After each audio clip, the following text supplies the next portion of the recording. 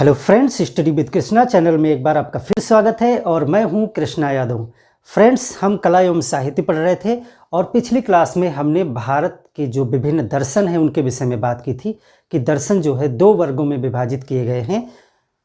आस्तिक दर्शन, जिसमें हमने 6 दर्शन जिनको 60 दर्शन कहा जाता है उनके विषय में हमने चर्चा की थी, और जो नास्तिक दर्शन जिसमें चार्वाक, बौद्ध और जैन दर्शन को शामिल किया जाता है उनके विषय में हम आज स्टार्ट कर रहे हैं। तो आज का हमारा टॉपिक है जैन दर्शन।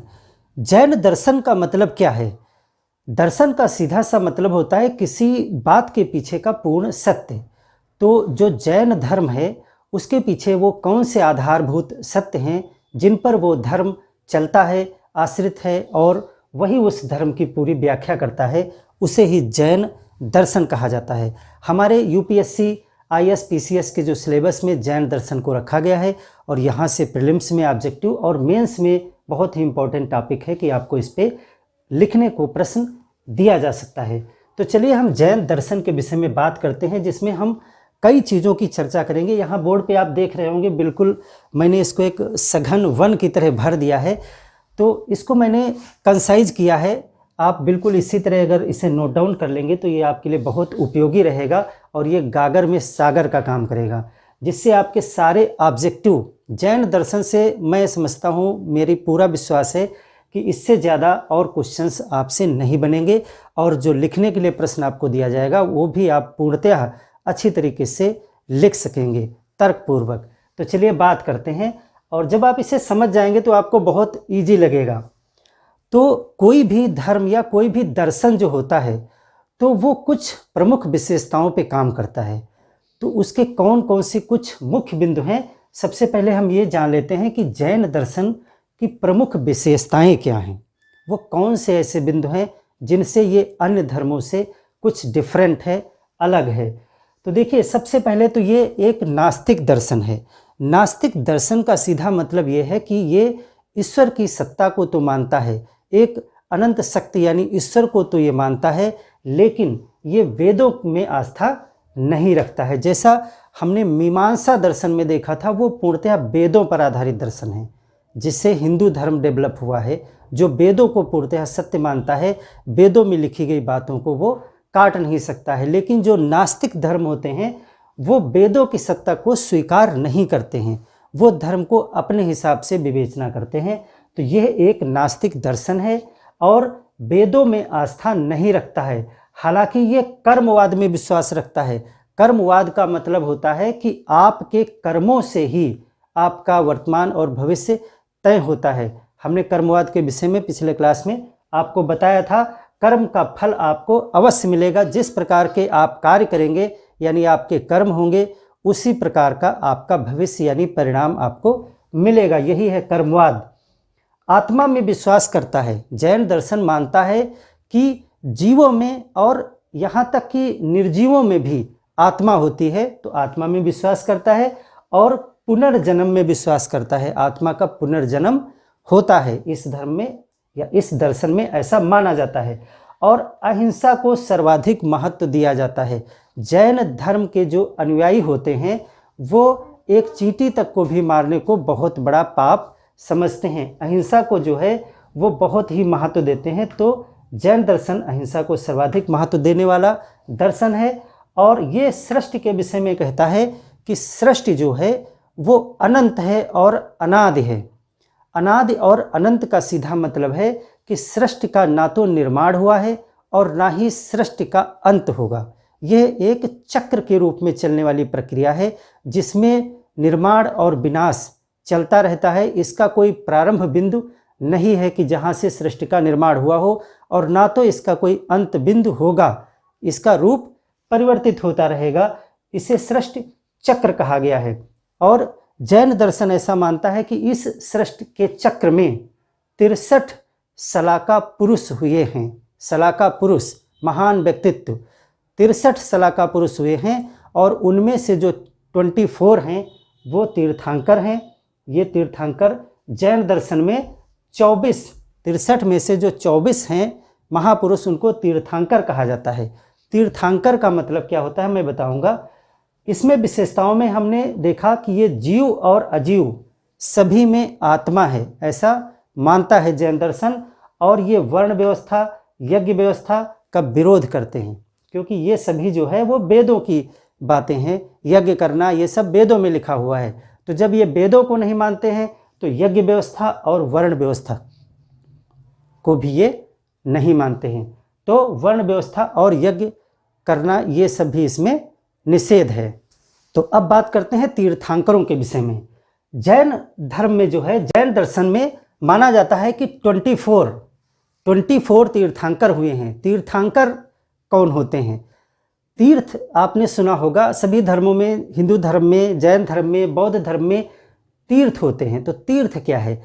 तीर्थ शब्द जो है वो एक घाट होता है। तीर्थ का मतलब होता है वो नदी का एक ऐसा स्थान जहाँ से उस नदी को पार किया जा सकता है। वहाँ पे थोड़ा सा जल कम गहरा होता है, उस स्थान से नदी को पार किया जा सकता है, तो उसको कहा जाता है तीर्थ। ऐसा घाट जहाँ से हम नदी को पार कर सकते हैं। तो ऐसा व्यक्ति जो हमें इस संसार के भव सागर से, तो ऐसा व्यक्ति, ऐसा महापुरुष जो हमें ऐसा मार्ग दिखा दे जिससे हम इस संसार रूपी भवसागर, इस संसार रूपी नदी से तर जाएं, यानी पार हो जाएं, तो उसे तीर्थंकर कहा जाता है। यानी हमें वो भवसागर पार करने का मार्ग दिखाता है या हमें वो मोक्ष की तरफ ले जाता है।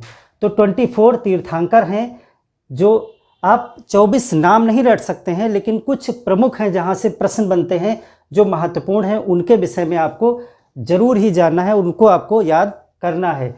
तो जो पहले तीर्थंकर हैं वो हैं ऋषभ देव। प्रत्येक तीर्थंकर के लिए एक प्रतीक चिन्ह भी है जो आपको मैचिंग के लिए दिया जा सकता है, पूछा जा सकता है। तो ऋषभ देव को जैन धर्म का संस्थापक कहा जाता है। इन्होंने ही जैन धर्म की स्थापना की है। हालांकि महावीर स्वामी जो हैं वो वास्तविक संस्थापक हैं, क्योंकि महावीर स्वामी के बाद ही जैन धर्म अपने पूरे प्रचार और प्रसार के साथ प्रकट हुआ और इसके अनुयायी जो है वो बहुत संख्या में बढ़े।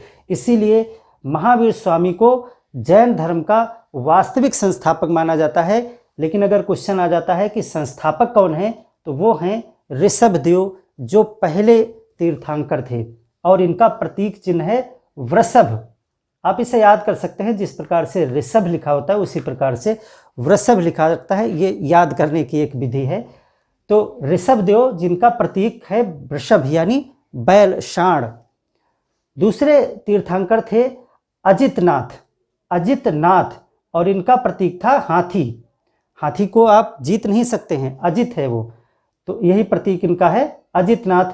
और तीसरे जो थे वो हैं संभवनाथ, जिनका प्रतीक चिन्ह है घोड़ा। और अगले जो 6 नंबर का याद रखेंगे, हम सभी नहीं याद रखेंगे, हम कुछ यहाँ पे जो महत्वपूर्ण है उन्हीं के नाम मैंने यहाँ पे लिखे हैं। तो 6ठे नंबर के जो तीर्थंकर थे वो हैं पद्म प्रभु। पद्म प्रभु का जो प्रतीक चिन्ह है वो है कमल। और 7वें नंबर पे हैं सुपार्श्वनाथ। सुपार्श्वनाथ का जो प्रतीक चिन्ह है वो है स्वास्तिक। और 19 नंबर याद रखेंगे मल्लिनाथ। मल्लिनाथ का जो प्रतीक चिन्ह है वो है कलश।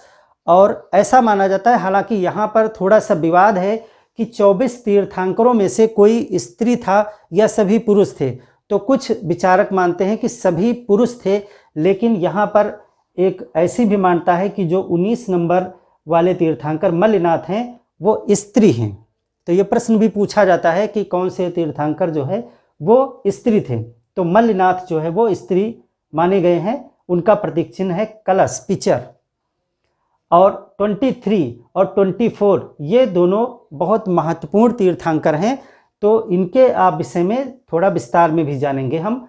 23 नंबर में है पार्श्वनाथ, जिनका प्रतीक चिन्ह है सर्प।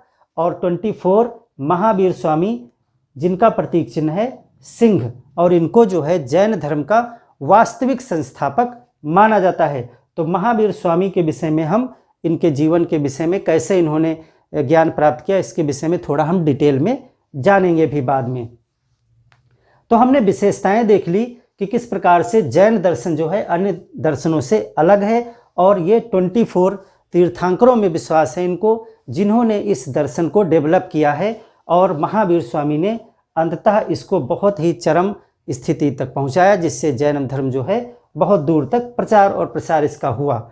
तो जैन दर्शन में जो है सबसे पहले हम जैन साहित्य की बात करेंगे, क्योंकि ये बहुत प्राचीन दर्शन है और इसके विषय में हमें जानकारी जो मिलती है वो साहित्य के माध्यम से ही मिलती है। तो जैन साहित्य की बात ना करें तो हम दर्शन को कैसे समझ पाएंगे। तो जैन साहित्य जो है, सबसे पहले इसमें प्रश्न पूछे जाते हैं इसकी भाषा से संबंधित, कि जो जैन साहित्य है वो किस भाषा में लिखा गया है। तो 2 भाषाएं हैं इसमें, हालांकि 3 हैं। जो प्रारंभ में साहित्य लिखा गया था वो अर्ध मागधी भाषा में लिखा गया था, अर्ध मागधी। तो प्रश्न अगर आता है कि प्राचीनतम साहित्य किस भाषा में है, जैन का, तो जैन का प्राचीनतम यानी प्रारंभिक साहित्य जो है वो अर्ध मागधी भाषा में है, और बाद में इसको प्राकृत भाषा में लिखा गया। जो उस समय की भाषा थी, प्राकृत भाषा में इसको लिखा गया। हालांकि जो एक ग्रंथ है कल्पसूत्र, वो संस्कृत में भी मिलता है और उसको भद्रबाहु ने लिखा था, और कल्पसूत्र में जो है तीर्थंकरों की जीवनियों का संकलन किया गया है।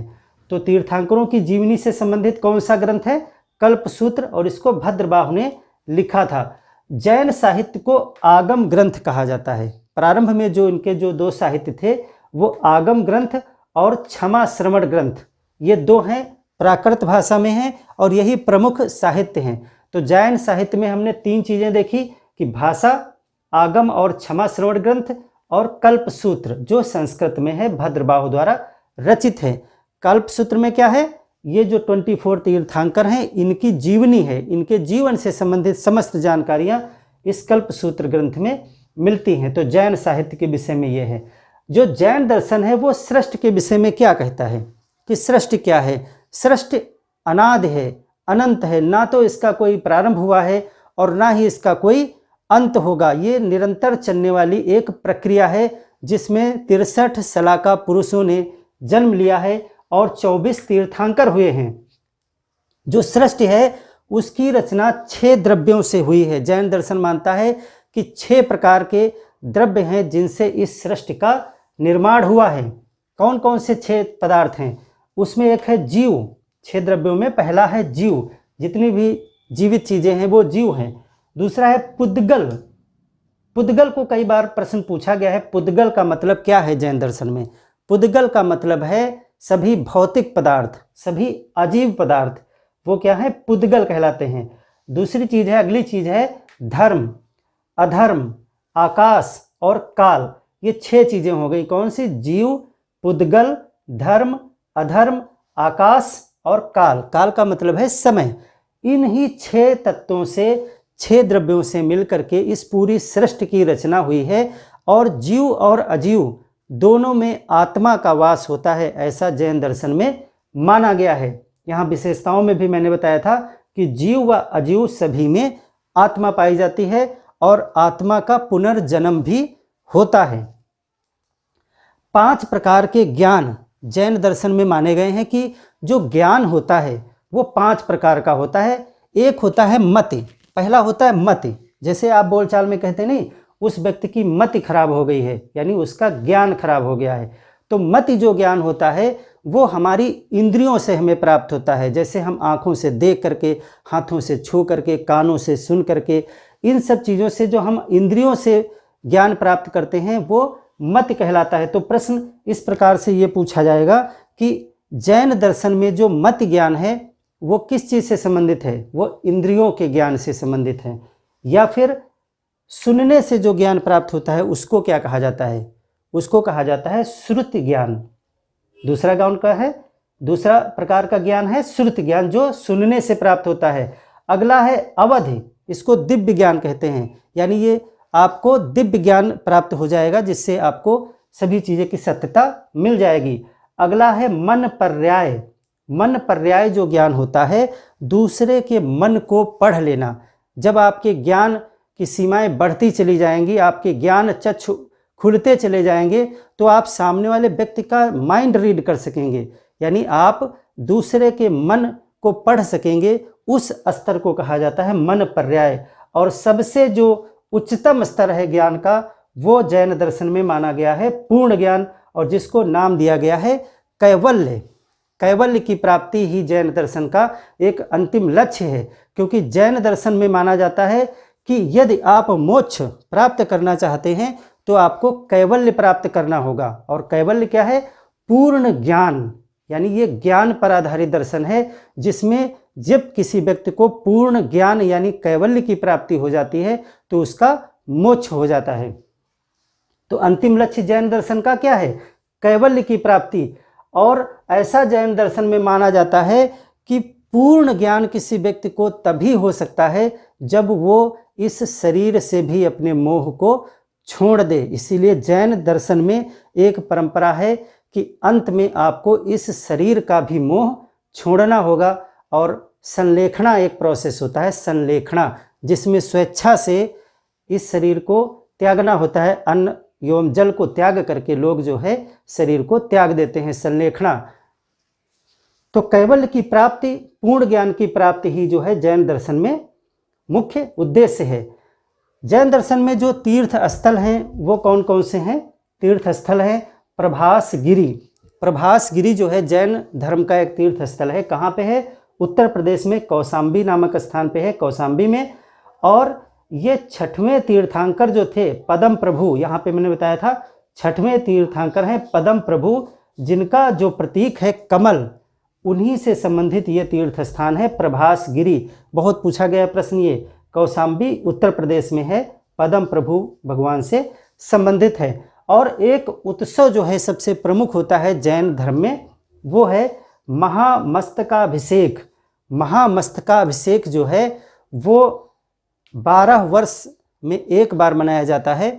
और अभी 2018 में जो है शायद ये मनाया गया था, 2030 में फिर इसका नंबर आएगा।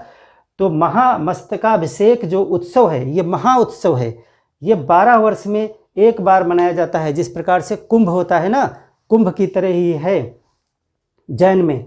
और श्रवण बेल गोला में ये उत्सव होता है, जहाँ पर गोमतेश्वर, जिनको बाहुबली भी कहा जाता है, गोमतेश्वर की मूर्ति जो 18 मीटर की मूर्ति है, बहुत ऊंची है, ये लगी हुई है श्रवण बेल गोला में। वहीं पे महामस्तकाभिषेक उत्सव किया जाता है। तो अब जैन दर्शन में हम कुछ बहुत प्रमुख चीज़ों की बात करेंगे कि जैन दर्शन का उद्देश्य है कैवल्य को प्राप्त करना। पहली बात यह है। तो कैवल्य कैसे मिलेगा, इसका तरीका क्या है, जैन धर्म में बताया गया है। त्रिरत्न पंच महाव्रत, 3 रत्न हैं जिनका आपको पालन करना है, जिनको 3 रत्न कहा गया है कि आपको ये 3 रत्न प्राप्त करने पड़ेंगे, तभी आप कैवल्य को प्राप्त करेंगे। तो वो 3 रत्न क्या हैं? पहला है सम्यक ज्ञान। सम्यक का मतलब पहले आप समझ लें, सम्यक का मतलब है उचित। कोई ज़्यादा इसमें बहुत आपको गूढ़ नहीं जाना है। सम्यक का सीधा मतलब है उचित, जो उचित हो। तो आपको सम्यक ज्ञान चाहिए। सबसे पहले आपको उचित ज्ञान, यानी क्या सही है, क्या गलत है, क्या सत्य है, क्या असत्य है, क्या पाप है, क्या पुण्य है। क्या आपके नज़र में तर्क पे आप सोचें कि कौन सी चीज़ सही है, उस सत्य का ज्ञान आपको होना चाहिए। ये तो गुरु के माध्यम से ही प्राप्त होगा। ये आप जब इसमें रमेंगे, रचेंगे, बसेंगे, तब आपको इस जीवन के, इस संसार की जितनी भी बातें हैं, उनकी अच्छी बातें और उनकी बुरी बातें आप अलग कर पाएंगे और आप एक निश्चय कर पाएंगे कि कौन सा ज्ञान सही है। वही कहलाता है सम्यक ज्ञान। उसके बाद सम्यक दर्शन, यानी आपका जो ज्ञान है वो आपको बताएगा कि किसी बात के पीछे जो सत्य है, जो दर्शन है, वो उचित है या नहीं उचित है। तो आपको उचित दर्शन प्राप्त करना है, तो वो कहलाएगा सम्यक दर्शन। तो जो सत्य है वही आप देखें, जो असत्य है उसे आप न देखें, यानी वो आचरण आप ना करें। तो उसे कहते हैं सम्यक आचरण, यानी उचित आचरण। ऐसा आचरण जो आपको सत्य की तरफ ले जाए, जो आपको अच्छी चीज़ों की तरफ ले जाए, वो आचरण सम्यक आचरण होता है। तो 3 रत्नों का आपको पालन करना है, 3 चीज़ें आपको प्राप्त करनी हैं। कौन सी? सम्यक ज्ञान, सम्यक दर्शन, सम्यक आचरण। जब ये 3 चीज़ें आप प्राप्त कर लेंगे तो आपको क्या मिल जाएगा? आपको पूर्ण ज्ञान हो जाएगा और आप कैवल्य प्राप्त कर लेंगे। तो अब प्रश्न उठता है कि इन चीज़ों को प्राप्त करने के लिए हमें करना क्या होगा। अगर दर्शन है, कोई धर्म है, तो अगर हमें लक्ष्य बताता है तो उसका मार्ग भी तो बताना चाहिए। जैसे कि हम आपसे कहें कि आपका लक्ष्य है कि आप सिविल सर्विसेज की परीक्षा बीट करें और IAS PCS अधिकारी बन जाएं, सरकारी नौकरी प्राप्त कर लें, ये आपका लक्ष्य हो गया। तो हमारा लक्ष्य यहाँ पर दर्शन में क्या है? कैवल्य को प्राप्त करना, यानी इन 3 चीज़ों के माध्यम से कैवल्य प्राप्त करना। तो इसका मार्ग क्या होगा? कैसे आपको क्या क्या पढ़ना पड़ेगा, कौन कौन से विषय पढ़ने पड़ेंगे, कौन कौन सी तपस्या आपको करनी पड़ेगी, तो वो मार्ग कहलाता है पंच महाव्रत। 5 व्रत हैं जिनको अणुव्रत कहा जाता है। तो वो 5 रास्ते बताए गए कि इन 5 चीज़ों का पालन अगर आप करेंगे अपने जीवन में तो आप सम्यक ज्ञान, सम्यक दर्शन और सम्यक आचरण प्राप्त कर लेंगे और आपको कैवल्य की प्राप्ति हो जाएगी, पूर्ण ज्ञान की प्राप्ति हो जाएगी। यही जैन दर्शन का पूरा निचोड़ है। अगर आपसे कोई पूछे कि जैन दर्शन है क्या, तो सिर्फ एक लाइन में आप कहेंगे जैन दर्शन कहता है कि मनुष्य का अंतिम लक्ष्य कैवल्य की प्राप्ति यानी पूर्ण ज्ञान की प्राप्ति है और उसके लिए सम्यक ज्ञान, सम्यक दर्शन और सम्यक आचरण करना पड़ेगा। और उसका मार्ग है ये 5 व्रत आपको जीवन में उतारने पड़ेंगे, तभी आप कैवल्य को प्राप्त कर सकेंगे। और कैवल्य ही क्या है? मोक्ष है। तो वो कौन से व्रत हैं? वो व्रत हैं जिनको अणुव्रत कहा गया है। सत्य, अहिंसा, आस्तेय, अपरिग्रह और ब्रह्मचर्य। तो इसमें पहले एक फैक्ट जान लें। सत्य, अहिंसा, आस्तेय और अपरिग्रह, ये 4 जो है व्रत पहले से स्थापित किए गए। जो 23 तक जो हमारे तीर्थंकर हैं पार्श्वनाथ, वहाँ तक 4 व्रत थे। यानी पार्श्वनाथ ने जो प्रतिपादन किया वो 4 व्रत थे, सत्य, अहिंसा, आस्तेय, अपरिग्रह। और जो हमारे 24वें तीर्थंकर हैं भगवान महावीर स्वामी, उन्होंने एक व्रत इसमें शामिल किया, ब्रह्मचर्य। ये 5वां व्रत जो है महावीर स्वामी ने शामिल किया था। ये याद रखिएगा आप, ये क्वेश्चन सब यही बारीक क्वेश्चन बनते हैं आपसे कि ये व्रत किसने शामिल किया था, ये 4 व्रत कहाँ से आए थे, या अणुव्रत क्या है, पंच महाव्रत क्या हैं। तो इस प्रकार से ये 5 व्रत हैं। इसमें भी थोड़ा सा 2 प्रकार कहे गए कि जो भिक्षुक एवं भिक्षुणी होंगे, भिक्षुक भिक्षुणी का मतलब है जो जैन धर्म को पूर्णतया पालन करते हैं, तो वो जो है इनको सख्ती से पालन करेंगे। लेकिन जो गृहस्थ होंगे, जो जीवन भी जी रहे हैं साथ में, वो इसको थोड़ा उनके लिए सहज किया गया है। जैसे ब्रह्मचर्य वगैरह में उनको छूट दी गई है क्योंकि वो गृहस्थ हैं, तो वो अणुव्रत कहलाते हैं। तो सत्य क्या है? जैन दर्शन में कहा गया है कि जो जैन हैं वो पूर्णतः सत्य का पालन करेंगे, वो कभी भी असत्य नहीं बोलेंगे, यही है सत्य। अहिंसा का मतलब है किसी भी जीव की हत्या जाने या अनजाने नहीं करेंगे, कोई भी ऐसा कृत्य नहीं करेंगे, किसी जीव का हनन हो, किसी जीव का जो है वो हत्या हो आपके द्वारा या आपके बनाए गए किसी कारण से। तो ये पूर्णतः अहिंसा पर आधारित दर्शन है। आस्तेय, आस्तेय का मतलब है चोरी नहीं करना, कोई भी ऐसा कार्य नहीं करना, कोई चीज़ चोरी से संबंधित कोई कार्य नहीं करेंगे, वो है आस्तेय। देखिए सत्य और अहिंसा कॉमन शब्द है। आस्तेय और अपरिग्रह 2 बहुत पूछे जाने वाले शब्द हैं क्योंकि इनका मतलब आपको जानना है। आस्तेय का मतलब है पराई वस्तु की चोरी आप नहीं करेंगे, और अपरिग्रह का मतलब है जैन दर्शन में सीधा सा कहा गया है कि आप धन का संचय नहीं करेंगे, यानी अपरिग्रह। उतना ही धन या उतना ही कोई पदार्थ आप इकट्ठा करेंगे जितना उसी दिन खत्म हो जाए। जैसे कि आप खाना, पेट के लिए खाना चाहिए तो आप उतना ही खाना लाएंगे जो आप खा लें। ऐसा नहीं होगा कि आप कल के लिए रख लें, परसों के लिए रख लें। बहुत सख्त है ये कि आप अगले दिन के लिए भी नहीं रख सकते हैं।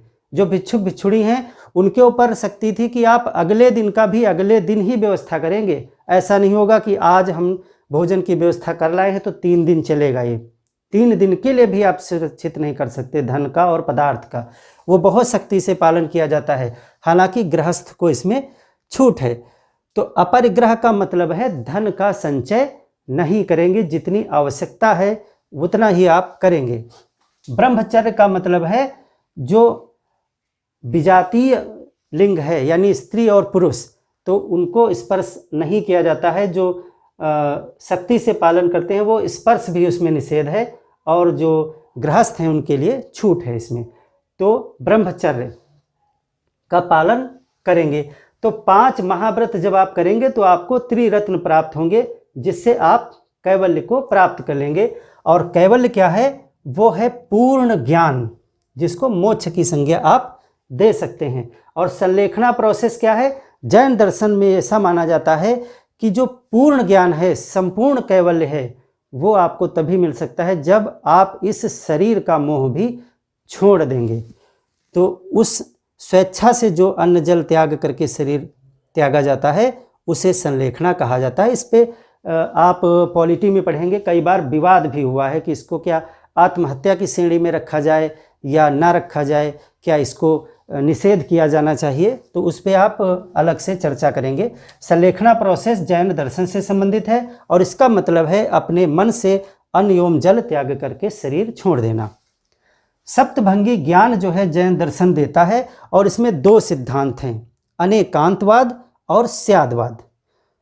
कर्मवाद हम आपको समझा चुके हैं, कर्मवाद क्या होता है। यहाँ पे अनेकांतवाद सिद्धांत क्या है पूछा भी जाता है, प्रश्न लिखने पर भी आ सकता है इसमें।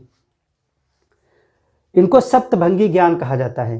तो अनेकांतवाद का मतलब है एक वस्तु के अनेक गुण हैं, उसके अनेक किनारे हैं, अनेक अंत हैं। तो एक वस्तु के अनेक गुण होते हैं और सभी गुणों को, सभी लक्षणों को कोई व्यक्ति नहीं जान सकता है।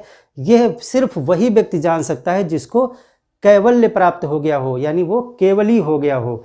तो कैवल्य प्राप्त जब तक आप नहीं करते हैं तब तक आप किसी वस्तु के सभी गुणों को नहीं जान सकते हैं। यही अनेकांतवाद है। और दूसरी चीज़ है स्यादवाद। स्यादवाद का मतलब है ज्ञान परिस्थितियों पर निर्भर है और वह निरपेक्ष नहीं है बल्कि परिवर्तनशील है। कठिन लग रहा है आपको ये? अगर सेंटेंस ज्ञान परिस्थितियों पर निर्भर है, वह निरपेक्ष नहीं है, परिवर्तनशील है, बहुत इजी है। इसको मैं आपको समझा दूं तो ये बिल्कुल इजी है। कोई भी ज्ञान वो समय काल पर निर्भर होता है। जैसे कि अगर कुछ दिन पहले तक आप देख रहे होते एक ज्ञान, छोटा सा एक उदाहरण मैं बताता हूँ, इससे उसका कोई लेना देना नहीं है, आप उदाहरण से समझें कि 2018 में आपको एक ज्ञान था कि कश्मीर भारत का एक पूर्ण राज्य है, और आज वो ज्ञान बदल गया है। आज वो ज्ञान क्या हो गया कि कश्मीर एक केंद्र शासित प्रदेश है। तो इसका मतलब जो ज्ञान होता है वो परिस्थिति पर निर्भर करता है, वो समय विशेष तक ही सत्य होता है, और समय बदलने पर, परिस्थिति बदलने पर ज्ञान का रूप भी बदल जाता है। तो ये निरपेक्ष नहीं है। निरपेक्ष का मतलब होता है जो एक बार हो जाए वो सत्य ही बना रहे। जैसे हम कह दें कि भारत में 28 प्रदेश हैं, तो यह निरपेक्ष ज्ञान है या सापेक्ष ज्ञान है। अगर यह निरपेक्ष ज्ञान होगा तो इसका मतलब होगा भारत में 28 प्रदेश हैं, ये सार्वभौमिक है, यानी कभी ये तथ्य बदलेगा नहीं, हमेशा 28 ही रहेगा। तो क्या ऐसा है? हो सकता है आने वाले दिनों में प्रदेशों की संख्या कम हो जाए, ज़्यादा हो जाए, ये परिस्थितियों पर निर्भर करता है, काल पर निर्भर करता है। तो स्यादवाद यही कहता है ज्ञान परिस्थितियों पर निर्भर है, वह निरपेक्ष नहीं है, यानी अडिग नहीं है, वो बदल सकता है, यानी परिवर्तनशील है। और इसीलिए वस्तुओं के जो गुण होते हैं वो बदलते रहते हैं समय के साथ में, और सभी गुणों को, सभी ज्ञान को कोई व्यक्ति नहीं जान सकता है, यह असंभव है। और यदि कोई व्यक्ति इन सब चीज़ों को जान लेता है तो कहा जाता है कि वो कैवल्य को प्राप्त हो गया है, और कैवल्य को प्राप्त करने का मार्ग ये है। तो यही है जैन दर्शन का पूर्ण रहस्य। अब शाखाएं कौन कौन सी हैं बात करते हैं कि जैन दर्शन में कुछ शाखाएं हैं। 2 शाखाएं हैं, 2 भागों में जैन दर्शन विभाजित हो गया था। भगवान महावीर स्वामी ने जब शरीर त्याग दिया तो उसके बाद में जो है 2 गुट हो गए। देखिए, कुछ लोग मानते थे कि जो बहुत ज़्यादा शक्ति है, जब महावीर स्वामी ने 12 वर्षों तक लगातार तपस्या की, यानी ज्ञान को प्राप्त करने के लिए संघर्ष किया, तो वो इतना उसमें रम गए कि उनके वस्त्र से सब शरीर से गल गल करके मौसम के प्रभाव से वो उनका अपक्षय पर्दन हो गया, यानी सब उड़ गए, वो नग्न अवस्था में हो गए। लेकिन वो इतना तल्लीन थे अपने इस कार्य में कि उन्होंने इन दिशाओं को भी अपना वस्त्र मान लिया और उन्होंने कहा कि नग्न अवस्था में ही मैं रहूँगा। और मेरे वस्त्र क्या हैं? मेरे वस्त्र ये सब चारों दिशाएं ही मेरा वस्त्र हैं। ये पूछा भी प्रश्न जाता है कि किस चीज़ को वस्त्र माना गया है? दिशाएं ही वस्त्र मानी गई हैं। तो वो नग्न रहे जीवन भर, उन्होंने अपनी सारी इंद्रियों को बस में कर लिया, ठंडी लगना, गर्मी लगना, वो सब उन्होंने जीत लिया, इसीलिए उनको जिन कहा गया। जिन का मतलब होता है जीत लेने वाला, जिसने अपने सारे भौतिक इंद्रियों का जो सुख होता है उसको विजित कर लिया, जितेंद्रिय हो गया है, उसको जिन कहा गया। और उसी जिन शब्द से जैन बना और उसी जैन दर्शन का नाम जो है पड़ा, जैन धर्म।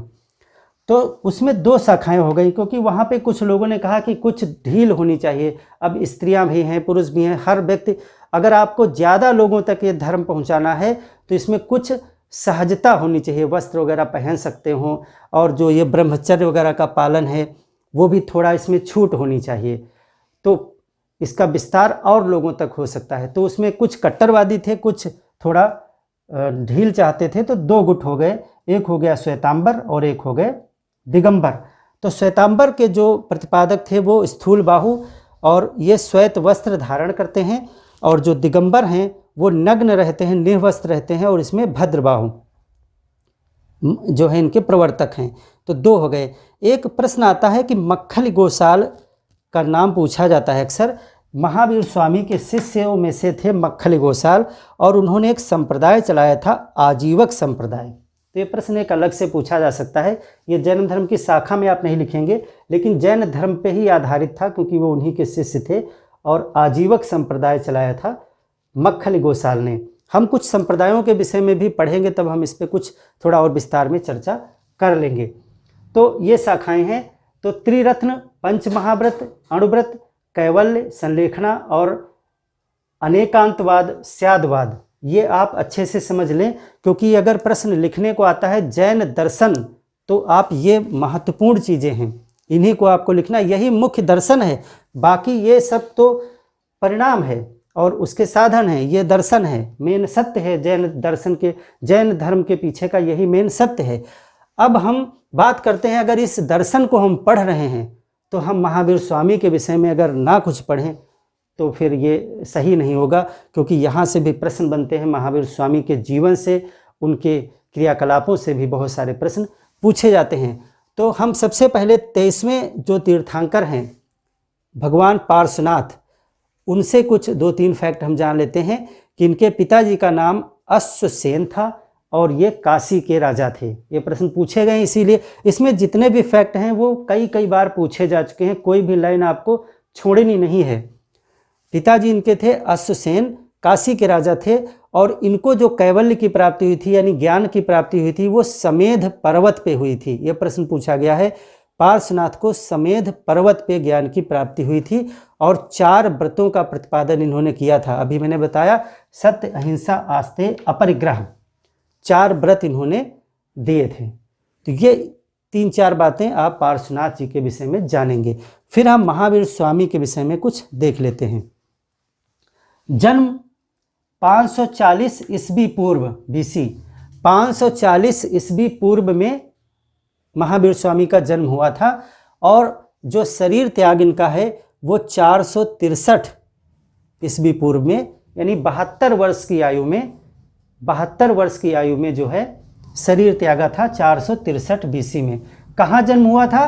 कुंडल ग्राम वैशाली, कुंडल ग्राम वैशाली में जो है जन्म हुआ था। बचपन का नाम था वर्धमान, और मृत्यु यानी शरीर त्याग कहाँ पे हुआ था? पावापुरी में, 72 ईयर्स की एज में। पिता का नाम सिद्धार्थ, माता का नाम यशोदा, और पुत्री का नाम पूछा गया, इसीलिए मैंने बता रहा हूँ यहाँ पे, ऐसा नहीं कि हमें पूरे परिवार का नाम आपको याद रखना है। ये प्रश्न पूछे गए हैं, क्यों पूछे गए हैं? उनके पीछे कुछ कारण हैं। दामाद का नाम भी है, जैसे जामाली, तो ये नाम इसलिए पूछे जाते हैं क्योंकि प्रथम शिष्य थे, जामाली जो हैं उनके दामाद थे, और यही सबसे पहले शिष्य थे। देखिए, जब किसी व्यक्ति को ज्ञान प्राप्त होता है तो वो आकर के सबसे पहले उसे कौन सुनेगा? सबसे पहले उसको सुनता है कोई उसका मिलने वाला खास व्यक्ति। आप अपने को ले लीजिए, अगर आप कोई बहुत सारा ज्ञान लेकर के आ जाए तो आप किसी पहले अपने मित्र को पकड़ेंगे कि भैया आप ज़रा मेरी ये बात सुनिए, देखिए बताइए सही है कि गलत। तो सबसे पहले आप किसी खास व्यक्ति को ही अपना ज्ञान उड़ेलते हैं, फिर वो सुनता है, फिर कहता है हाँ यार बात तो भाई आप सही कह रहे हो, फिर वो जो है उस अन्य लोगों को बताता है, लोग आपसे जुड़ना शुरू हो जाते हैं। तो सबसे पहले जो इनके शिष्य बने वो इनके दामाद थे जामाली, इसीलिए उनका नाम पूछा जाता है। ग्रह त्याग कब किया इन्होंने? 30 वर्ष की अवस्था में इन्होंने घर छोड़ा था और 12 वर्ष के परिश्रम के बाद में, 12 वर्ष के तप के बाद में जब ये 42 वर्ष के हो गए तब इन्हें कैवल्य की प्राप्ति हुई, ज्ञान की प्राप्ति हुई। और कहाँ ज्ञान की प्राप्ति हुई थी? ये जाम्भिक नामक गांव था, जाम्भिक ग्राम ऋजुपालिका नदी, ऋजुपालिका नदी के किनारे और साल वृक्ष के नीचे। देखिए जब हम बौद्ध धर्म पढ़ेंगे तो वहाँ भी एक नदी, एक गांव, एक वृक्ष आपको याद करना है। तो मैं यहाँ पे उन चीज़ों का नाम नहीं लूँगा क्योंकि कन्फ्यूजन आप कर जाएंगे। अभी यहाँ पे याद करें, जाम्भिक ग्राम, ऋजुपालिका नदी और साल वृक्ष के नीचे इनको ज्ञान की प्राप्ति हुई थी। घर कब छोड़ा? 30 वर्ष की आयु में। कितने दिन तप किया? 12 वर्ष। 42 वर्ष की अवस्था में इनको ज्ञान की प्राप्ति हुई, यानी इनको सत्य का पता चल गया। और वही सत्य जो इन्होंने आगे उपदेश दिए वही क्या बना? जैन दर्शन बना। तो वो सत्य को जब इन्होंने प्राप्त कर लिया, कैवल्य को प्राप्त कर लिया, तो इनके कुछ नाम पड़े। इनको क्या कहा गया? केवलीन। केवलीन उसको कहा जाता है जो कैवल्य को प्राप्त कर लेता है, तो केवलीन कहा गया इनको। और जिन, जिन क्यों कहा गया? क्योंकि इन्होंने अपनी इंद्रियों को जीत लिया था, तो ये जिन कहलाए। और निर्ग्रंथ, निर्ग्रंथ का मतलब होता है बंधनों से मुक्त। ये प्रत्येक बंधन से मुक्त हो गए, इसीलिए इनको निर्ग्रंथ कहा गया। और ये महावीर कहलाए। महावीर क्यों? क्योंकि ये पीछे नहीं हटे, ये वीर थे, ये निरंतर संघर्ष करते रहे जब तक इनको कैवल्य की प्राप्ति नहीं हो गई, तो इनको महावीर की संज्ञा दी गई। जब इन्होंने शरीर त्याग दिया 463 बीसी में, तो उसके बाद जो है 2 संगीतियाँ हुई। संगीतिया का मतलब होता है महासभा। जैन धर्म के अनुयायियों ने सभा लगाई कि कैसे क्या होना चाहिए, आगे संचालन कैसे होगा, कैसे चलेगा संघ, जैन धर्म कैसे आगे बढ़ेगा। तो वही मीटिंग जो होती थी उसको संगीत कहा गया। तो 2 संगीतियाँ हुई। पहली हुई थी 322 बीसी यानी ईस्वी पूर्व में। इनसे पूछे जाते हैं प्रश्न, 3-4 पूछे जाते हैं। एक तो पूछा जाता है कब हुई, यानी वो सन आपको याद रखना है। दूसरी चीज़ वो संगीति कहाँ हुई, उसके अध्यक्ष कौन थे, और उस समय शासन किस राजा का शासन था, यानी किसके शासनकाल में हुई थी। और चौथी चीज़ पूछी जाती है इस संगीत में परिणाम क्या निकला, क्या निष्कर्ष, क्या मीटिंग का निष्कर्ष निकला।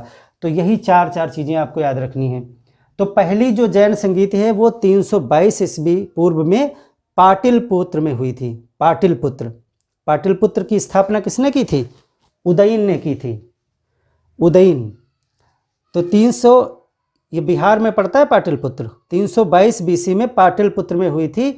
और इसमें परिणाम क्या हुआ था? विभाजन हो गया था। जो भी मैंने बताया 2 शाखाएं बन गई थी, श्वेतांबर और दिगंबर। वो पहली संगीत में ही ये निर्णय लिया गया था, 2 शाखाएं बन गई थीं। और इस संगीत का जो अध्यक्ष थे वो थे स्थूलबाहु। और उसमें शासन किसका था? चंद्रगुप्त मौर्य। चंद्रगुप्त मौर्य ने जो है जैन धर्म अपनाया था और इन्होंने जो है संलेखना भी किया था, यानी शरीर का त्याग किया था। नाम पूछा भी जाता है चंद्रगुप्त मौर्य का। तो इनके समय में ही प्रथम संगीति जो हुई थी। दूसरी हुई थी 512 ईस्वी में, ये ईस्वी पूर्व में है, ये ईस्वी में है। 512 ईस्वी में वल्लभी में हुई थी। वल्लभी कहाँ है? गुजरात में है। ये जैन साहित्य इसमें बनाया गया था। परिणाम, इसका रिजल्ट क्या था? इसमें जैन साहित्य बनाया गया। जैन साहित्य को क्या कहा जाता है? आगम। अभी मैंने यहाँ बताया था जैन साहित्य को क्या कहते हैं? आगम। तो जो प्रथम संगीति थी, जो द्वितीय संगीति थी, उसमें आगम और क्षमा श्रवण, आगम और क्षमा श्रवण, ये 2 ग्रंथों की रचना की गई थी। कि जैन दर्शन इसमें लिखा हुआ है, जैन दर्शन से संबंधित ग्रंथ हैं। और बाद में कल्पसूत्र की रचना भी जो है भद्रबाहु ने की थी, जिसमें तीर्थंकरों की जीवनी है। इसके अध्यक्ष थे देवाध ऋषि और उस समय शासक कौन था? कुमार गुप्त द्वितीय। तो ये दो संगीतियाँ आप याद रखेंगे। इनके परिणाम क्या थे? शासक कौन था, अध्यक्ष कौन था, कहाँ हुई, कब हुई। तो इसके बाद उपदेश, जो महावीर स्वामी ने उपदेश दिए हैं वो मुख्य रूप से प्राकृत भाषा में है और पहला उपदेश इन्होंने राजगृह में दिया था। ठीक है, राजगृह नामक स्थान है, ये पूछा गया है। और प्रथम शिष्य थे इनके दामाद जामाली। तो ये उपदेश से संबंधित 3-4 बातें हैं। फिर इन्होंने 11 शिष्यों का एक संघ बनाया था, जैन संघ का निर्माण किया जिसमें 11 इनके प्रमुख शिष्य थे और उनको कहा जाता था गणधर। गणधर शब्द जो है वो उनके 11 शिष्यों से संबंधित है। और इन 11 शिष्यों में 10 शिष्य जो है वो महावीर स्वामी के सामने ही मृत्यु को प्राप्त हो गए थे और एक शिष्य जो है वो महावीर स्वामी के बाद तक जीवित रहे। उनका नाम था सुधर्मन। क्या नाम था? सुधर्मन। और ये जो है बाद में जैन संघ के पहले अध्यक्ष बने। महावीर स्वामी के बाद में जैन संघ के अध्यक्ष कौन बने? गणधर के जो एक शिष्य बचे थे सुधर्मन, वही अध्यक्ष बने। और भिक्षुणी संघ, महिलाओं का अलग संघ होता था, उनको भिक्षुणी संघ कहा जाता था, उसकी प्रमुख थी चंद्रना। इनका भी नाम पूछा जाता है। तो ये जैन धर्म से संबंधित कुछ बातें हैं। अब क्वेश्चन कभी कभी पूछा जाता है कौन से महान शासक, कुछ नाम हैं, उन्होंने जैन धर्म को अपनाया या बढ़ावा दिया। तो एक हैं उदयन, जिन्होंने पाटलिपुत्र की स्थापना की थी। चंद्रगुप्त मौर्य ने, इन्होंने संलेखना की था, क्वेश्चन पूछा जाता है। बिंदुसार ने जैन धर्म अपनाया। और खारवेल, जिन्होंने हाथी गुम्फा अभिलेख लिखवाया था। ये सब जैन धर्म से संबंधित शासक हैं। तो मुझे उम्मीद है कि जैन दर्शन से संबंधित इससे ज़्यादा और क्वेश्चन आपकी परीक्षाओं में नहीं बन रहे हैं। बाकी आप कुछ क्वेश्चन अगर बनते हैं तो कमेंट में आप उनको पूछिए हमसे, हम आपको ज़रूर उसका उत्तर देंगे। अगर इनमें से कोई चीज़ आपको समझ में नहीं आ रही है तो कमेंट करके आप ज़रूर पूछें, तो उसका आपको एक सटीक उत्तर ज़रूर दिया जाएगा। आशा है आपको ये चीज़ें समझ में आ गई होंगी। हम अगली क्लास में मिलेंगे और हम बौद्ध दर्शन के विषय में पढ़ेंगे। जैन दर्शन और बौद्ध दर्शन जो दो बहुत महत्वपूर्ण दर्शन हैं, इनसे बहुत सारे प्रश्न जरूर ही बनते हैं, ऑब्जेक्टिव भी और आंसर राइटिंग के लिए मेंस एग्जाम में भी दिए जाते हैं। तो हम बौद्ध दर्शन को भी समझेंगे। तो तब तक के लिए धन्यवाद, मिलते हैं अगली क्लास में।